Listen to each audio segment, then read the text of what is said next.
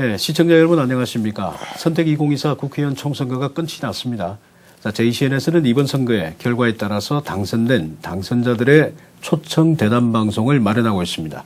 자, 이 시간에는 울산 진보정치 1번지로 불리는 북구에서 야권 단일 후보로 출마해서 승리한 진보당 윤종호 당선자 자리하셨습니다. 안녕하십니까? 예, 반갑습니다. 오랜만에 뵙겠습니다. 예, 감사합니다. 자, 6년 만에 다시 국회로 돌아오셨습니다. 네네. 축하 인사도 받으시고 이 진보당 유일의 지역구 당선자라 일정이 많으실 겁니다. 네네. 이번 선거에서는 유난히 전국적인 뉴스를 타시는 울산 후보들이 많았습니다. 당선자들이. 그렇죠. 예. 자, 먼저 선거에 지지해 주신 유권자들 분께 감사의 말씀 부탁드리겠습니다. 존경하는 울산 시민 여러분, 북구 주민 여러분, 뜨거운 지지와 성원에 진심으로 감사를 드립니다. 또 함께 경쟁하신 우리 또 박대동 의원님과 박재묵 후보님께도 깊은 위로의 말씀을 드리도록 하겠습니다. 결코 조심 잃지 않고 또 진정성 있게 주민들에게 다가가는 그런 정치할 수 있도록 최선을 다하겠습니다. 네, 다시 한 번 더 축하드리고요. 자, 이번 선거는 이 범야권의 압승으로 끝이 났습니다. 네. 이 선거 결과에 대해서는 어떻게 생각을 하십니까? 이번 선거가 윤석열 정권을 이제 심판하자, 또 이렇게 무능 정치에 대한 심판, 또 민생 파탄에 대한 심판 선거였기 때문에 또 국민들이 거기에 또 힘을 실어 주셨기 때문에 야권이 압승을 했다고 생각하거든요. 네. 또 이런 어떤 그 힘이 좀 제대로 좀 전달되어서 윤석열 대통령께서 정책 기조를 좀 바꿨으면 좋겠어요. 또 그동안에 좀 잘못한 것에 대해서는 좀 진심으로 사과하고 좀 새롭게 출발하는 그런 계기가 됐으면 좋겠습니다. 입장 표명을 한번 하셨지 않습니까? 거기에 대해 가지고 신랄하게 또 비판을 하셨던데. 네. 조금 이제 좀 실망스러웠는데요. 또 이제 선거 결과가 나오면 늘 반성을 해 오셨어요. 지난번 강서구 선거 패배 때도 또 국민이 옳다 이렇게 이야기를 하셨거든요.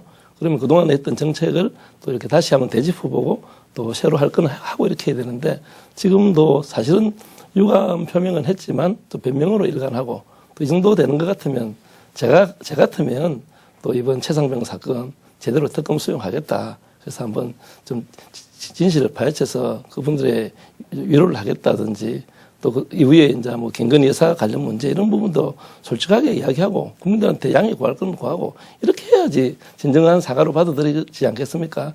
지금 우리 의사들 문제, 정원 문제 같은 경우도 지금 얼마나 지금 환자들이 이렇게 힘들어하고 있습니까? 제 주변에 있는 분도 한 분이 돌아가셨어요. 그 이야기를 제가 들으면서 야, 정말 심각하구나. 이거 그냥 그대로 계속 밀고 나가다가는 큰일 나겠다 이런 생각이 좀 들거든요. 그러면 좀 원점에서 다시 재검토하고 또 국민들의 공감을 얻어서 추진한다 그러면 얼마든지 이렇게 설득할 수 있다고 생각하거든요. 이런 것들을 포함해서 좀 대한민국이 좀 총체적으로 좀 국민들이 좀 뜻하는 바대로 좀 나아갈 수 있도록 거부 정치 이제 그만하고 좀 실제적인 민생을 챙기는 정치로 나아갈 수 있길 바랍니다. 네, 정책 기조가 완전히 좀 바뀌어야 된다. 이렇게 말씀을 하셨습니다. 자, 우리 윤종호 당선자는 지난 20대에 이어서 22대 국회에 재입성입니다. 이번 선거 과정 순탄하지는 않았지 않습니까? 그렇죠. 특히 제가 기억에 남는 것이 마지막에 이상은 의원과의 경선. 어찌 보면 모험이었습니다. 어떤 심경이었습니까? 그렇죠. 이제 이번 선거가 이제 윤석열 정권을 심판해야 된다. 이렇게 하면서 이제 범야권이 민주진보 개혁 세력들이 다 모여서 지역구도 이렇게 안배해서 선거를 치르고 또 비례대표 선거까지 함께 치렀지 않습니까? 이 정도로 이제 윤석열 정권의 이제 이렇게 폭주 기관차를 멈춰야 된다. 이렇게 시작되었지만 또 뭐 당사자인 이상은 의원께서 조금 이렇게 뭐 결정이 불편했던 것에 대해서는 저도 이해합니다만은 또 그때서 무소속으로 계속 갔을 경우에 선거가 이제 1대1 선거로 울산 전체의 어떤 판이 조금 이렇게 민주 진보 세력들이 쫙 모여야 되는데 좀 계속 분열되고 모이지 않더라고요. 그래서 조금 뭐 대승적인 차원에서 결단을 하게 되었고 또 그 결과에 흔쾌히 또 승복해 주셨기 때문에 또 주민들이 거기에 높이 평가해줘서 이번에 좀 좋은 결과를 만드는데 오히려 좀 기폭제가 됐던 부분도 있습니다. 네.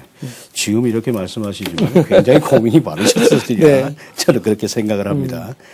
자, 이번 선거에서 윤 당선자의 공약을 보면요. 1호 법안으로 지금 현재 정부가 거부한 노조법 2, 3조, 이 노란 봉투법이죠. 그렇죠. 이걸 갖다가 재추진하시겠다고 네, 하셨습니다. 네. 구체적으로 좀 설명 부탁드리겠습니다. 네, 그렇죠. 전 여러 가지 거부권을 행사하셨는데요. 그 중에서 이제 노조법 2, 3조는 민생과 관련된 아주 중요한 법입니다. 실제적으로 지금 각 사업장에 원청 사장은 없이 밑에 있는 하청업체 사장이 나와서 교섭을 하는 경우가 많거든요. 네네. 실권이 없다 보니까 실제적으로 거기에 있는 복지 문제든 사내에 어떤 인사사고가 난다든지 산재가 생긴다 손치더라도 책임 있는 대책도 수립도 못하고 실제적인 답을 내놓지도 못해요. 네네. 그래서 이런 부분에서 진짜 사장 나와라. 이런 부분이 노조법 2조라고 볼 수 있고요. 3조 같은 경우는 실제적으로 이제 어떤 쟁의 행위가 일어나게 된다든지 이렇게 했을 때 과도한 손배 가압류를 행사해서 노조의 어떤 기본적인 단체 행동권이나 이런 부분들을 엄청나게 좀 제약해왔고 그동안 이런 것 때문에 실제적으로 자살로 이어지는 경우도 없잖아 사실 많았거든요. 네. 그래서 이번 노사 협상이 아니 정부에서 또 특히 이제 아주 결단을 좀 하셔서 이 부분만은 또 민주당도 지금 지난번에 같이 협력해서 만드는 법이기 때문에 윤 대통령의 결단을 저는 촉구하는 바입니다. 예, 알겠습니다. 자, 공약 이야기 조금 더 해보겠습니다. 예. 이 당선자 공약을 보면요.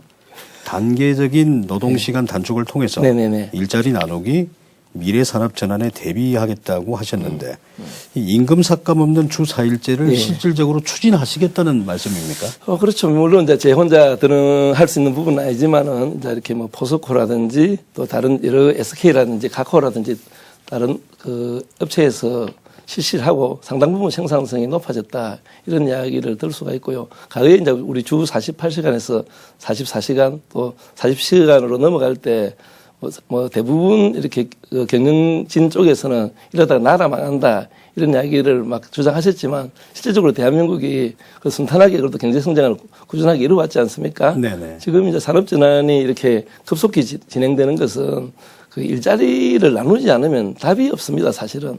그래서 주 4일제로 가는 길목에 주 4.5일제를 거쳐서 간다 그러면 좀 연착륙 시켜서 충분하게 대한민국이 좀 일자리도 나누고 또 전체적인 어떤 경제 성장의 동력도 올리고 국민들도 이제 문화적으로 이렇게 삶의 질을 올릴 수 있는 그런 계기가 될 거라고 생각합니다. 예. 4.5일제를 거쳐가지고 연착륙 시켜서 네네네네네. 입으로 간다면 큰 무리가 없을 것이다. 네, 그렇죠. 그렇게 보시는군요. 네. 자, 이번에도 공약에 대한 질문 더 드리겠습니다. 당선자가 지난번 JCN 후보자 대담 방송에서 이런 말씀을 하셨어요. 네. 북구가 울산의 5개 구군 가운데서 유일하게 인구는 늘고 있지만 네, 네. 인프라는 그 속도를 따라가지를 못한다. 네. 그래서 거기에 대한 내용에 대해서 꼭 갖춰야 된다고 말씀하셨는데 네, 네. 이 예산도 필요하고요. 네. 중앙정부하고 협력이 분명히 필요한 부분들입니다. 네. 여기에 대한 계획들 말씀 좀 네, 부탁드리겠습니다. 일단 우리 북구가 뭐 인구가 늘어나고 있는 도시이고 또 젊은 사람들이 많이 아직도 유입되고 있거든요. 그래서 지금 뭐 그러다 보면 정주 여건을 갖추는 게 매우 중요하지 않습니까? 네네네. 그런 측면에서 이제 사통팔달 교통 체계를 빨리 갖춰야 된다. 지금 외곽순환도로 또 이렇게 농소와 외동간 도로 특히 강동으로 뚫리는 터널 여기에 네네. 대한 주민들의 요구가 높습니다. 그래서 과거에 제가 뭐 진보정당 구청장 의원이었지만 예산 가져오는 데는 크게 무리 없이 또 협력 체계를 그동안 또 잘 갖춰왔고 이번에 또 민주당과의 어떤 연대에서 선거를 치러서 정책도 이렇게 같이 할 겁니다. 그래서 이제 이런 부분과 아울러서 이후에 이제 우리 전기차라든지 도시항공 모빌리티 미래차와 관련된 거점 도시로 우리 울산 북구를 육성시켜야 된다고 생각합니다. 그게 아울러서 이제 연구기관까지 같이 유치한다 그러면은 이후에 이제 청년들의 일자리 또 좀 정주 여건 높은 도시, 아이 키우기 좋은 도시 이런 부분들로 다가간다면 울산은 북구는 특히 좀 지속 가능 발전한 도시로 갈 수 있다고 생각합니다. 거기에 제가 최선을 다할 것이고요. 제가 특히 이제 현대자동차 출신 아닙니까? 아, 네, 그렇죠. 그래서 노동자과 회사와의 어떤 연대 부분이나 인적 네트워크 이런 부분에서 다른 분들보다는 또 힘있게 추진할 수 있습니다. 네, 알겠습니다. 네. 자, 이번에는 주제를 조금 바꿔보겠습니다. 네. 앞서도 잠시 언급을 했습니다만은 이 당선자는 20대에 이어서 네. 22대 국회에 재입생을 하셨어요. 네, 네, 네. 중간에 텀이 21대 국회입니다. 네. 21대 국회 어떻게 평가를 하십니까? 뭐 제가 하지 않았던 그 대수를 제가 막 평가한다는 그렇겠지만 일반적으로 이제 국민적인 어떤 평가는 좀 생산적이지 못했다. 이런 이야기를 많이 하고 있지 않습니까? 예. 뭐 또 계속 정부가 전 정부 탓을 초창기에 많이 했지 않습니까? 네네. 1년이 훨씬 지난 시점까지 계속 전 정부 탓을 하면서 좀 거부 정치로 좀 일관했기 때문에 생산성이 거의 제로에 가깝지 않습니까? 국민들의 민생과 관련된 법들이 거의 거부되고 또 지금 공정과 상식으로 출범했던 이제 정부에 대한 평가의 성격에 이번 총선 결과가 또 나타났지 않습니까? 이런 것들이 정부의 평가도 있지만 국회의 평가도 같이 큰 점수 주기는 어려웠던 국회였다 이렇게 평가합니다. 여야 다 점수 주기는 힘들다. 전체적으로 그렇게 보시는군요. 그렇죠. 이제 뭐 좀 생산적으로 네.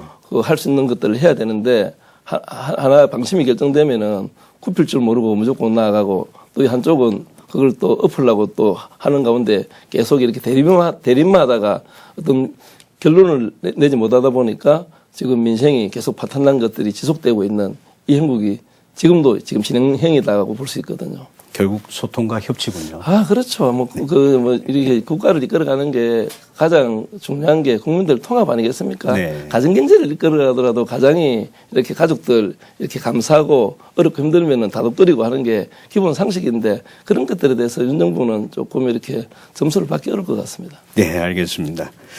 자, 사회적 이슈로 한번 넘어가 보겠습니다. 네네. 양극화의 원인 가운데 가장 심각한 문제 10분을 잡고 물어보면 9분이 모두 부동산 얘기를 하시거든요. 네. 네. 이 부동산 문제 해결 방안은 있다고 보시는지 또 저희가 또 지방이다 보니 이 부분에 민감할 수밖에 없습니다. 네. 수도권하고 지방의 상생 발전 늘 얘기를 하면서 제대로 되는 게 없습니다. 네. 이 해결 방안 뭐라고 보십니까?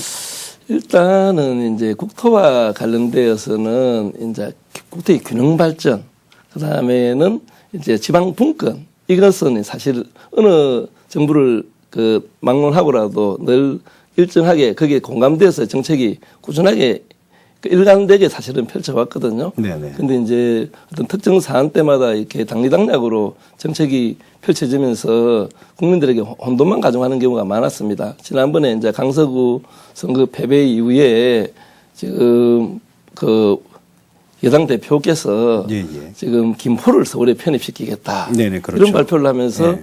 뭐 이번 선거에 꽃이 피면 김포는 서울이 될 것입니다. 했지만은 결국 지금 안 됐지 않습니까? 실현 불가능한 것을 이렇게 표를 얻기 위한 방안으로 추진되고 거기 무산되고 나서는 또 책임이 없고 그렇게 이제 편입시키게 되면 결국은 이제 지방은 또 왜소화질 거 아닙니까?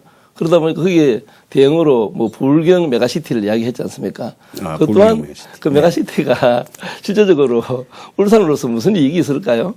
이런 것들을 전체적으로 포괄적으로 판단해야 되는데 그렇지 못했던 것 같고요. 일단 부동산과 관련해서는 불로소득에 대해서는 세금으로 환수된다. 이런 것들을 국민들 속에 완전 심어주는 게 매우 중요하다고 생각합니다. 그래야만이 두 개를 통해서 내가 재산 정치하는 거는 안 된다. 대신 결혼을 해서 내 집을 마련하고 이런 부분에 있어서 부담 없이 마련할 수 있도록 뭐 땅은 국가가 소유하고 평생 살 수 있도록 임대하는 것을 제도를 늘린다든지 네. 이런 부분들로 해서 아예 집으로 땅으로 투기를 해서 재산을 정식한다는 걸 갖다가 국민들 머릿속에 지울 수 있는 그런 강력한 정책이 필요하다고 생각합니다. 부동산을 재산화시키면 안 된다. 네. 예, 삶의 도구라 이렇게 말씀을 하셨습니다. 네, 그렇습니다. 사실은 이제 뭐 지방 소멸 문제를 이제 뭐 정치가 좀 풀어야 되는데 계속 중앙 집권화되는 것들을 이제 좀 전에 아까 뭐 김포 예를 들었지만 앞으로도 계속 그런 것들이 반복될 가능성이 매우 높습니다. 그래서 그런 정치권에 대해서 좀 경종을 울리는 그런 계기가 됐으면 좋겠습니다. 맞습니다. 같은 얘기가 자꾸 돌고 돌아서 네. 답답해서 여쭤봤습니다. 네. 자, 당선자는 정치활동이 중지된 후에 3년이 지나서 2020년이죠. 예. 현대자동차 울산 공장으로 복귀를 하셨습니다. 네. 굉장히 어려운 시간을 보냈던 것으로 제가 기억을 하고 네. 있습니다. 좀 추상적인 질문일 수도 있는데 꼭 들어보고 싶은 질문이 있습니다. 대표님. 이번 총선에서 유일하게 진보당 소속 국회의원으로 다시 돌아온 노동자 정치인 윤종호가 꿈꾸는 정치는 뭡니까? 예, 뭐 인간은 누구나 뭐 존중받고 싶어 하지 않겠습니까? 그 땀 흘려 일하는 사람이 좀 대접받고 노동의 가치가 존중받고 좀 차별받지 않고 더불어 잘 사는 사회를 꿈꿉니다. 뭐 대한민국 사회의 가장 큰 문제라 그러면 일단은 분단의 문제 아니겠습니까? 그 다음에 또다시 문제라 그러면은 끝없는 경쟁과 불평등 양극화의 문제입니다. 이것이 이제 좀 대물림되고 있다는 것이죠. 이것을 좀 제대로 바로잡는 것, 특히 이제 서울대 지상주의가 가지고 있는 폐해가 너무나 심각합니다. 그 아이들이 꽃도 피기 전에 자살로 내몰리고 패배자로 내몰리면서 그렇게 되고 또 이렇게 아이를 놓지 않지 않습니까? 또 살아봐야 행복하지 않고 재미없으니까 또 계속 또 자살로 이어지고 이것이 악순환되는 대한민국을 올곧게 세우는 것 이것이 가장 중요하다고 생각합니다. 뭐 힘든 여정이지만 누군가는 앞장서 주장하고 외치고 나아가야 되기 때문에 그런 가치를 그동안 우리 진보정당에서 주장해왔고 그것이 바로 실현은 안 됐지만 또 하두를 던짐으로 인해서 실현됐던 것들이 많지 않습니까? 네. 과거에 뭐 친환경 무상급식을 하자, 무상의료를 하자, 부의세를 신설하자 이런 걸 할 때 너무 지금 진보적이지 않나 이런 이야기를 했지만 그게 지금 세월이 흐르고 사실 보수 정당에서 서로 그런 정책들을 받아들이고 있지 않습니까? 그래서 좀 진보적 가치가 특별한 가치가 아니라 좀 보편적 가치가 될 때 대한민국 전체 국민들이 행복의 길로 저는 간다고 생각합니다. 예.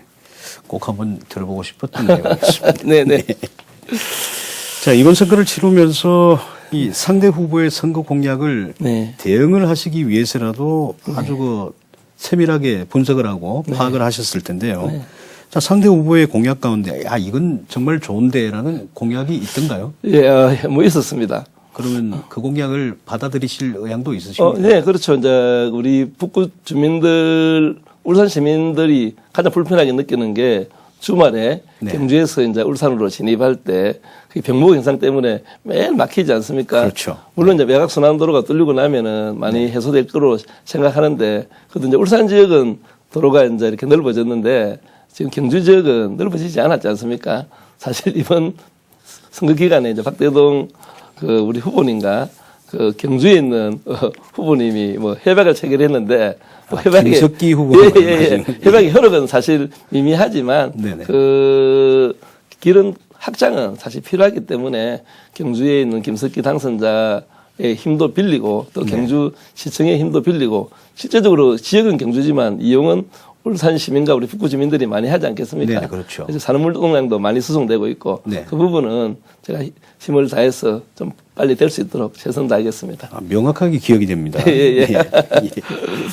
자, 이 국회가 국민의 대표기관이자 입법기관이라고 하시지 않습니까? 예. 근데 당선자께서는 지금 이 시대 네. 좀 뒤떨어진 법이 있다면 어떤 건지, 정비할 법규 항목은 어떤 건지 평소 마음에 두고 계신 게 있었을 텐데 한 가지 정도 골라서 한번 말씀을 좀 해 주십시오.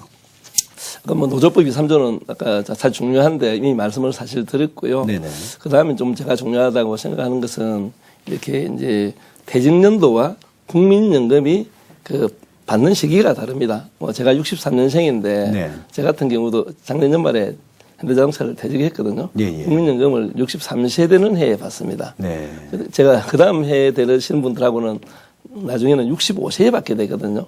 그러면 지금 정년하고 맞지 않지 않습니까? 그래서 지금 프랑스에 있는 노동자들은 그 지금 정년 연장을 반대하는 집회를 하고 투쟁을 하고 있습니다. 우리는 정년 연장을 시켜달라고 지금 막 싸우고 있거든요. 네네, 그렇죠. 왜 프랑스 노동자들이 정년 연장을 반대할까요? 퇴직연금을 받는 해가 자꾸 늦어지니까. 연금 때문에. 예. 그래서 이거는 맞춰야만이 지금 노후에 안정된 삶을 살아가게 되는데요. 지금 뭐 대기업이든 중소기업이든 퇴직하신 분이 연금 받을 때까지 그 기간 동안에 뭘 할까? 어떻게 살아야 될까? 이 고민에 빠져가지고 막 생업전선에 막 치열하게 뛰어드는 모습 보면서 제가 가슴이 안타까웠거든요. 그 퇴직한 이후에 사실은 좀 여유로운 노후 생활로 문화생활도 좀 즐기고 가족들과 여행도 가고 이래야 될 시기에 생업에 내몰린다는 게 너무 지금 현실이 안타까워서 이 부분만은 꼭 이렇게 빠른 시간 안에 대책을 수립해야 된다고 생각합니다. 퇴직 시기와 이제 연금 받는 시기의 사이, 그러니까 예, 경제적인 그렇죠. 공백이 생기는 거지 않습니까? 그러면 거기에 대한 내용들을 말씀을 해주셨습니다. 자, 문화 부분에 대해서 살짝 질문을 하나 네네네. 드리겠습니다. 당선자는 지역 문화 사업의 육성을 통해서 지역 경제 활성화 방안에 대한 어떤 비전들을 가지고 네. 계시죠. 네. 왜냐하면 그 지역 자체가 네. 거기에 대한 비전을 분명히 가져야 되는 지역이지 그렇죠. 않습니까? 네. 예. 말씀해 주십시오. 일단 뭐 울산에 이제 문화적으로 인프라가 좀 약하다 뭐 이런 이야기들은 그동안 무수하게 이렇게 들어봤지 않습니까? 그리고 또 이제 시에서 예산을 지원한다거나 이런 부분에서도 좀 그 이념적인 것 이런 것 때문에 좀 차별적으로 지원한 것 때문에 상당 부분 또 문제가 되기도 했었는데요. 또 뭐 우리 그 울산시나 각 구청에서 이런 인프라 구축 또 관심 지원 이런 것들은 기본적으로 필요한 것이고요. 일단 어떤 도시가 좀 발전하려고 그거 하려면 결국은 이제 좀 다른 외부에서 온다 치더라도 좀 재미있어야 되고 또 이렇게 하루나 이틀 정도 숙박할 수 있어야 되고 이런데 그런 부분에 대한 여건들이 부족한 것도 현실이지 않습니까? 하지만 울산은 또 좋은 환경을 갖추고 있는 것도 많습니다. 좀 산업적으로 뭐 자동차, 조선, 석유화학 이런 산업문화시설이 사실 관광 콘텐츠로 아주 유용한 것이고 사실 태화강 국가정원 같은 경우는 완전 보배 아닙니까? 네, 그렇죠. 여기 이제 강동 바닷가, 대양항 공원 뭐 이런 부분들을 좀 잘 그 관광과 연계하고 이것들을 문화적 인프라를 더 붙여야지 사람들이 그냥 와서 당일치기로 가는 것이 아니라 실제로 정주하고 이것이 이제 경제 효과까지 주민들의 소득으로 이어지는 이런 여건들을 좀 조성하는 것이 좀 시급하다고 저는 생각합니다. 예, 알겠습니다. 자, 이번에는 원래 드렸던 질문 중에 없는 질문 하나 예, 좀 예, 드리겠습니다. 예, 예, 울산은 어떤 도시의 어떤 그게 비해 가지고 지역 국회의원 숫자가 많지는 않습니다. 여섯 그렇죠. 분밖에 여섯 되지는 명. 않거든요. 그러다 보니까 항상 그 예산을 갖다가 받아온다든지 이런 부분들에 있어서 힘이 들었던 부분들이 분명히 있었거든요. 네. 그래서 지역 국회의원 협의체가 있죠. 네네. 6분이 뭐, 이미 한번 또 경험을 하셨지 않습니까? 예, 뭐 가끔 몇 달에 한 번씩 모이고 사안 있으면 예, 모이고 예. 하죠. 그래서 특히 이제 울산의 국비 확보라든지 이런 부분에 있어 가지고는 특히 이번에 봤을 때 민주당의 김태선 네. 그 당선자하고요. 윤종호 당선자가 키맨 역할을 갖다가 제대로 좀 해주셔야 네. 울산의 예산 확보라든지 이런 부분들이 굉장히 좀 용이롭지 않나 그런 생각들을 하거든요. 예, 당연하게 그 예. 지금 뭐 여야를 떠나서 울산 발전과 관련된 부분에 협치를 하고 또 힘을 실고 뭐 이거는 기본인 거죠. 뭐 어떤 신문에서 그런 우려 이야기를 하셨는데 그는 교의에 불과하다고 생각하고요. 그런데 해마다 예산을 따기 위해서 국회의원들의 노력, 물론 당연하게 해야 되는 건데 지금 제대로 된 지방 분권이 되지 않았기 때문에 매일 국가의 의존 재원으로 지역 발전을 하려고 하는 거 같지 않습니까? 네네. 그래서 지금 제대로 된 지방 분권을 통해서 국세의 지방세 전환 이런 걸 통해서 자체적인 어떤 그 사업을 울산시가 좀 자주적으로 각 구군이 좀 자주적으로 할 수 있는 그런 제도적 보완이 더 필요하다고 생각합니다. 네, 알겠습니다. 힘 모으는 건 기본입니다. 알겠습니다. 모신문에서 그런 얘기가 있더라고요. 예, 예. 자, 이 부분에 울산의 이익을 위해 가지고는 울산당이 돼야 된다. 아, 예, 그렇죠. 예. 그 말을 제가 공감을 해서 한번 여쭤보고. 예, 예, 예. 자, 어느새 마지막 질문입니다. 당선자를 응원해준 시민 여러분께 각오의 말씀 부탁드리겠습니다. 예, 일단 울산 북구에서 일할 기회를 주신 우리 시민 여러분께 진심으로 감사를 드립니다. 우리 국회의원이나 정치인에 대한 불신의 벽이 매우 높은 것이 현실입니다. 그래도 이제 울산 지역에서 우리 유일하게 또 노동자 출신 국회의원으로 우리 두 번씩이나 북구 주민들께서 선택해 주셨지 않습니까? 정말로 정치의식 높은 위대한 시민이라고 생각합니다. 거기에 걸맞게 야 우리 국회의원 정말 잘 뽑았구나. 일 잘하는구나. 정말 진심으로 일하는구나. 그래서 북구 발전은 물론이고 진짜 이렇게 땀 흘리 일하는 사람이 좀 대접받고 더불어 좀 잘 사는 사회를 만드는 초석을 까는 그런 모범적인 의정 활동으로 주민들께 보답하도록 하겠습니다. 예, 알겠습니다. 자, 지방 소멸에 맞서 북구를 지속 가능한 도시로 만들겠다는 다짐을 해주셨습니다. 울산 북구 진보당 윤종호 당선자였습니다. 귀한 시간 내주셔서 감사합니다. 네, 고맙습니다.